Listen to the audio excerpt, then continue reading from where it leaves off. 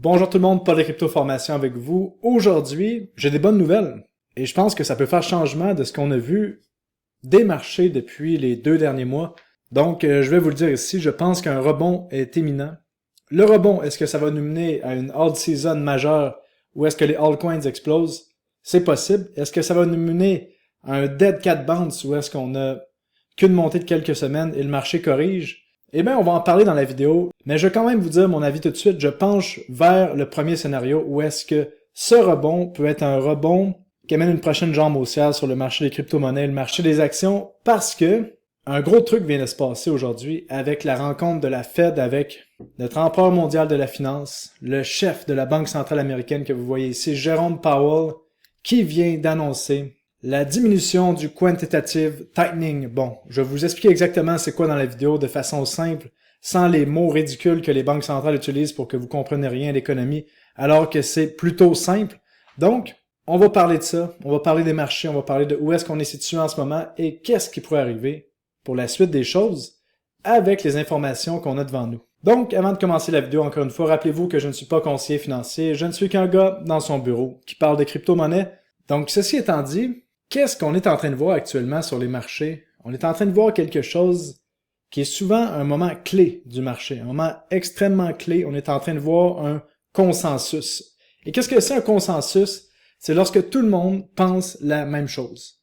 Et là, qu'est-ce que tout le monde pense? Ben, si vous parlez à n'importe qui, à votre coiffeur, à votre taxi, à votre oncle, à votre tante, à votre grand-mère, ils vont vous dire que le marché va crasher, c'est impossible que le marché aille plus haut. C'est sûr qu'il y a une récession qui s'en vient. Ou si vous parlez à un expert des cryptos et du Bitcoin, il va vous dire que Bitcoin s'en va à 60 000 $, à 50 000 $. On est rendu là.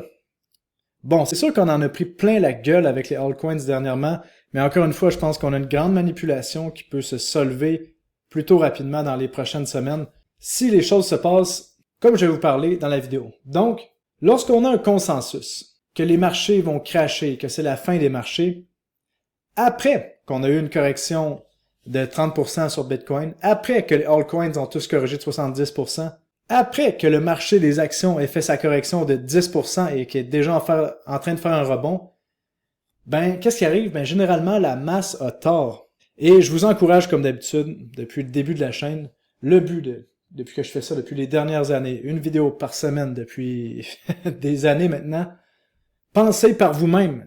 Arrêtez d'écouter tout le monde, pensez par vous-même, c'est ça qui va faire que vous allez être capable de prendre les meilleures décisions pour vous. Et là, honnêtement, c'est rendu stupide, les gens qui prévoient un crash à tout moment. Et je vais vous montrer à quel point c'est fou, à quel point on a de l'incertitude géopolitique avec la charte juste ici. Vous voyez, dans le bas de la charte, ça, c'est l'index d'incertitude politique. Et la dernière fois qu'on est allé aussi haut, c'était lors du crash du COVID. Et là, regardez où est-ce qu'on est rendu. On est rendu pratiquement au même niveau que lors du crash du COVID. Alors que ce qui actuellement fait peur au marché, c'est les fameux tarifs avec Donald Trump. Mais comprenez que ces trucs-là, c'est pas un truc infini qui arrêtera pas. Il va y avoir une fin à ça. Ça se peut qu'on est déjà proche de la fin des problèmes avec les tarifs même. Donc, les dernières fois qu'on a vu l'index de l'incertitude géopolitique monter à ces niveaux-là, ben, on a vu un rebond du marché des actions comme on voit ici après la crise du COVID. Les crypto-monnaies ont explosé à la hausse comme jamais. Et ça en passant, c'est un extrait du rapport mensuel de mars 2025 qui va sortir sur mon groupe Crypto Recherche d'ici les prochains jours. Donc vous avez une primeur ici. Et si on continue, c'est quand les dernières fois qu'on a vu l'index géopolitique aussi élevé, eh bien c'est ici là en 2013, 2012, 2011 où est-ce que tout le monde pensait que après le crash de 2008, on allait avoir un dead cat bounce et corriger de nouveau. On avait des problèmes avec l'Europe, les problèmes de dette. Et à chaque fois qu'on a vu cet index-là monter, vous voyez, à certains niveaux, comme on voit ici, on a eu un rebond sur le marché, rebond sur le marché, rebond sur le marché, rebond sur le marché. En 2008, lorsque l'index était à son plus haut, on a eu un rebond sur le marché ici, sauf près du bas du marché, on a eu un dead cat bounce et on a corrigé un peu plus bas. Quand est-ce que c'est arrivé aussi? En 2003, comme on voit ici, au bas du crash de la bulle de l'an 2000, c'était le bas du marché, on a un énorme rebond par la suite. Et c'est arrivé après la crise du 11 septembre 2001, où est-ce qu'il y a eu l'effondrement des deux tours. On a quand même eu un rebond du marché.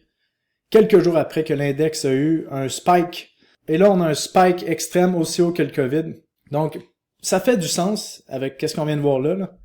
On a à peu près 10 points de données qu'à chaque fois qu'on a eu l'index qui a un spike, on a un rebond de marché. Donc, minimalement, ce que je m'attends, c'est un rebond de marché à partir de maintenant. Et je vous l'ai dit dans ma vidéo de la semaine passée, je pense que le bas temporaire ou long terme a été atteint la semaine passée. Je vous l'ai dit dans la vidéo, même c'est écrit dans le titre de la vidéo comme vous voyez ici.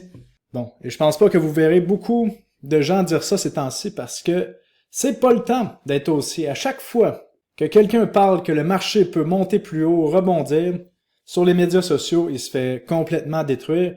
Pourquoi? Ben, je vous l'expliquer, c'est parce qu'on a un consensus, que tout le monde dit que ça s'en va plus bas, et à chaque fois qu'il y a consensus, on a juste un seul point de vue qui fait beaucoup de bruit, et c'est difficile de parler de l'autre sens. Donc, quand est-ce que c'était les derniers consensus qu'on a vus sur le marché pour vous expliquer exactement de quoi je parle?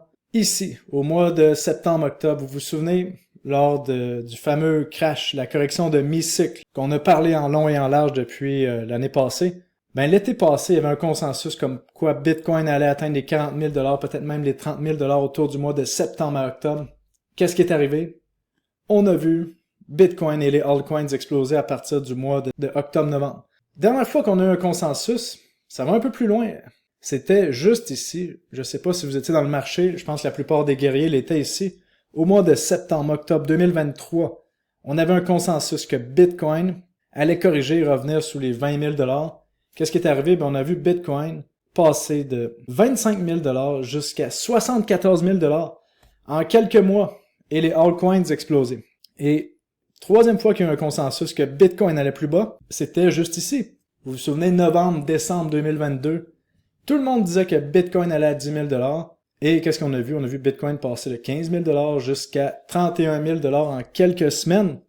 Donc, consensus égale la pensée de mouton, et la pensée de mouton amène souvent à être sorti du marché quand il faut pas, et malheureusement être dans le marché quand il faut pas aussi. Donc, de mon côté, quand je vois ça, j'ai de la misère à me faire un scénario baissier pour le moment. Mon scénario baissier, que je vous dirais, c'est vraiment un truc. Est-ce que cette jambe haussière-là va avoir de la puissance et vraiment être capable de sortir du range comme on voit ici?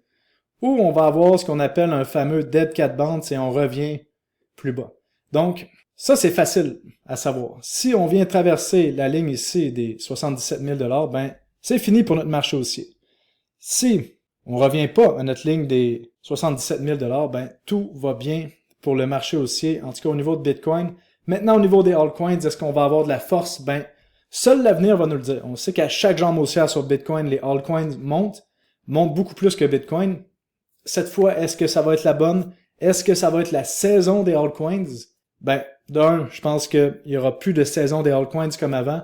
Ce qu'il va y avoir, c'est des moments où est-ce que les bonnes crypto leaders de catégorie explosent et où seulement les bons narratifs. Donc, vous le savez, les crypto-monnaies que j'adore, que je vous parle depuis mes dernières vidéos, ça reste les mêmes.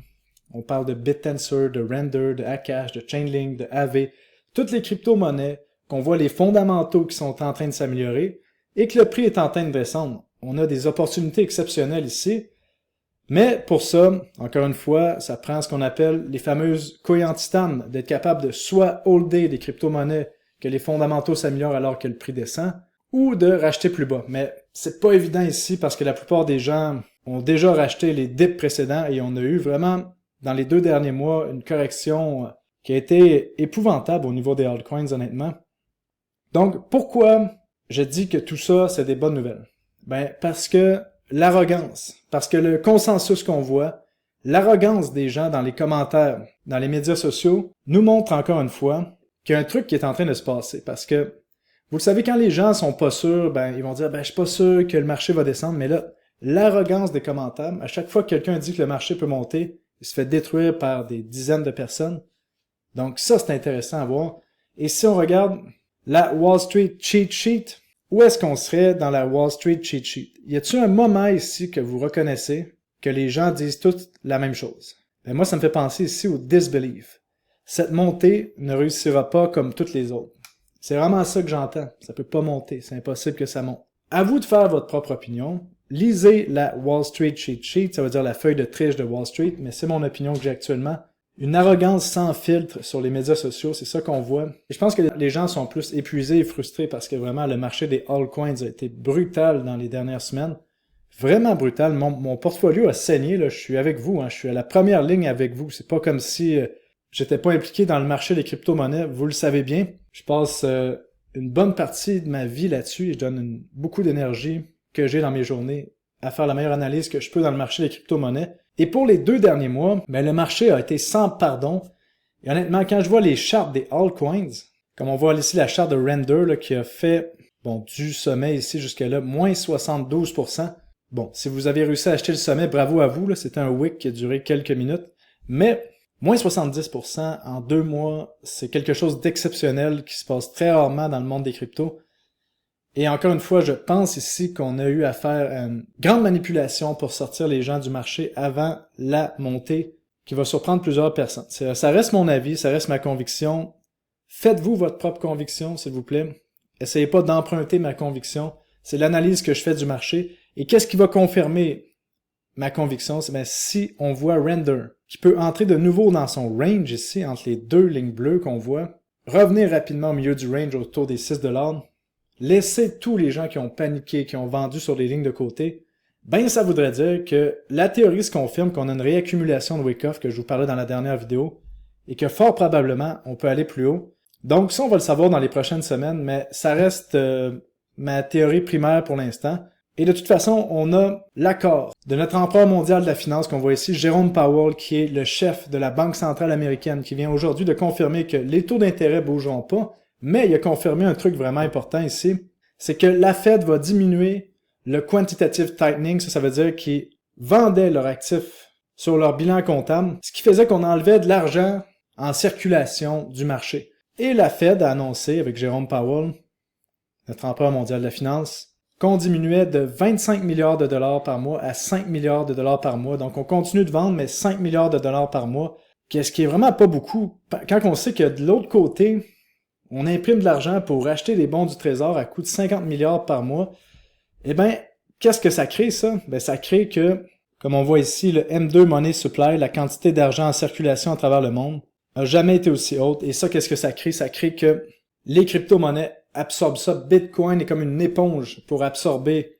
la quantité d'argent en circulation. Et ça crée fort probablement qu'on s'en va vers une autre jambe haussière qui va être plutôt puissante. Et regardez-moi ça. Depuis le mois de mars 2022 que la Fed vend des actifs sur son bilan, sort de l'argent finalement du système, et là, ils vont diminuer la vitesse à laquelle ils sortent de l'argent du système. Donc, qu'est-ce que ça veut dire? Ça veut dire que ils ont compris, là, lorsqu'on regarde l'inflation sur Trueflation, que ce serait plus la vraie inflation qui existe aux États-Unis, l'inflation est sous contrôle, on est sous les 2%, donc ils peuvent faire ce genre de manœuvre-là. Donc, cette décision de la Fed peut marquer un grand tournant dans le marché. Et là, c'est à vous de faire votre décision, encore une fois, soit un rebond court terme ou un rebond long terme. Mais quoi qu'il en soit, je pense qu'on a un rebond qui s'en vient. Puis, dans les prochaines semaines, ça va être là que ça va être le temps de prendre des décisions. Si c'est un rebond court terme, vaut mieux attendre un rebond pour vendre ses actifs que de vendre à des prix complètement dépréciés comme maintenant. Si c'est un rebond long terme, on va faire beaucoup d'argent. Ça reste exactement le plan que j'ai depuis le début du cycle. Vous le savez, mon plan depuis le début du cycle de 4 ans, c'est de holder les meilleures crypto-monnaies jusqu'à la fin du cycle. Jusqu'à maintenant, ça nous avait servi. La dernière correction a fait mal, mais le plan reste le même de mon côté, avec quelques changements que je vous explique sur Crypto Recherche et particulièrement dans le rapport de mars 2025, où est-ce que je vous explique la nouvelle stratégie. Et Donald Trump, le méchant ou le gentil Donald Trump, selon ce que les médias de masse disent dans votre pays, est-ce que vous croyez? En fait, on n'en a rien à foutre, honnêtement. S'il est méchant ou il est gentil. Ce qui arrive en ce moment avec la guerre des tarifs, c'est que, selon moi, qu'est-ce qui est en train de se passer? Donald Trump est en train de mettre en place certains systèmes, avec justement la guerre des tarifs, qui fait en sorte que lorsqu'on va tourner la machine à impression monétaire, à la place que l'argent, la valeur fuite dans tous les autres pays, l'argent va rester aux États-Unis et c'est les États-Unis qui vont en bénéficier. Je pense que c'est ça le but des tarifs, parce qu'ils savent que l'impression monétaire est inévitable si on veut maintenir le système en vie adossé à la dette, parce qu'on a un système actuellement qui est adossé à de la dette, et si on n'imprime pas d'argent, le système implose. Donc c'est pour ça qu'on voit la quantité d'argent en circulation qui arrête pas d'augmenter, et on n'a pas le choix de voir ça, parce que si ça arrête, le système implose. Et je vous l'ai dit depuis les derniers mois, depuis les dernières années, selon moi, vous vous souvenez, juste ici, si on recule sur la charte, parce qu'il n'y a rien de mieux qu'une charte pour se souvenir de où est-ce qu'on était, la charte de Bitcoin, vous voyez juste ici, en mars 2023, le système bancaire allait être complètement gelé. On allait vers un credit freeze. Il n'y avait plus d'argent dans les banques pour que le système continue de tourner. Et c'est là que on a vu le Trésor et la Fed recommencer à acheter des bons du Trésor et réinjecter de la liquidité parce que sinon le système implosait. Et depuis, je pense que les choses sont sous contrôle. On continue de faire tourner notre machine d'impression monétaire dans tous les pays. Et là, bientôt, les États-Unis vont joindre la partie. Donc, qu'est-ce qui va arriver dans la prochaine montée, selon moi? On va voir les cryptos monter. Et rendu ici, c'est là qu'il va prendre la décision. Est-ce qu'on reste dans le marché? Est-ce qu'on sort du marché? Ça va être à vous de prendre la décision. Mais ce qu'on va voir, c'est qu'on va se faire dire partout. C'est la fin. C'est un piège haussier. C'est un dead cat bounce. Ah, c'est dangereux. On peut pas avoir aucune montée dans notre cycle haussier jusqu'à maintenant, là. Que c'est le fun, que c'est relax. Je sais pas si vous avez remarqué depuis les 2 dernières années, c'est que des problèmes dans le marché des crypto-monnaies, que des gens qui se confrontent, les bulls contre les bears, à la place de tous se mettre ensemble comme une belle grande communauté. Donc, au final, je vous l'ai dit dans ma vidéo dernière, on va extraire de l'argent de ces institutions-là. On se laissera pas faire. Et ne vous laissez pas contaminer par ce qui se passe actuellement sur les médias sociaux avec la peur. Essayez pas d'argumenter avec ces gens-là, il n'y a rien à faire. J'aimerais vous laisser avec une citation. Ne discutez jamais avec un idiot parce qu'il va vous entraîner à son niveau et il va vous battre parce qu'il a plus d'expérience que vous. Donc, restez à un niveau agréable, rentrez pas dans les confrontations, c'est bien important. Et ici, je me parle aussi à moi-même parce que c'est facile d'entrer dans des confrontations sur X ou peu importe. Donc, ma conclusion, c'est que oui, on s'est fait plier, on a peut-être eu même un genou au sol, mais on s'est pas fait casser, puis je pense pas que ce marché-là est fini, honnêtement. Je pense vraiment pas que c'est fini, je pense que le spectacle va continuer encore pour au moins quelques mois. Donc, voilà, j'espère que cette vidéo peut vous donner des idées. Je vous dis à bientôt, passez une belle journée, bye bye.